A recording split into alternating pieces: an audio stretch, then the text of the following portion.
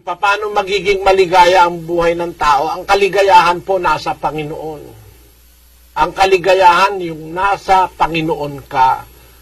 You are content, meron kang proteksyon, meron kang Diyos na kinikilala, yun po ang tunay na kaligayahan. 1-2 ng awit. Kundi ang kaniyang kasayahan ay nasa kautusan ng Panginoon, at sa kautusan niya, nagbubulay-bulay siya araw at gabi. At siya'y magiging parang punong kahoy na itinanim sa siping ng mga agos ng tubig, na nagbubunga sa kaniyang kapanahunan. Ang kaniyang dahon na may hindi malalanta, at anumang kaniyang gawin ay giginhawa. May ginhawa, may kaligayahan, kung nabubuhay tayo sa Panginoon.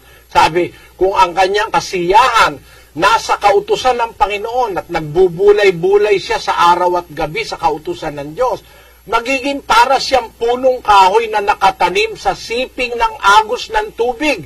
Hindi malalanta, magbubunga sa kapanahunan at ang kanyang buhay giginhawa.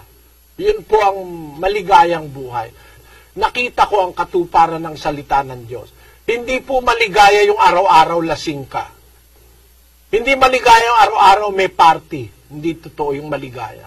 Ang tunay na kaligayaan ay yung nabubuhay ka sa isang paraan ng pamumuhay na itinuturo ng Diyos.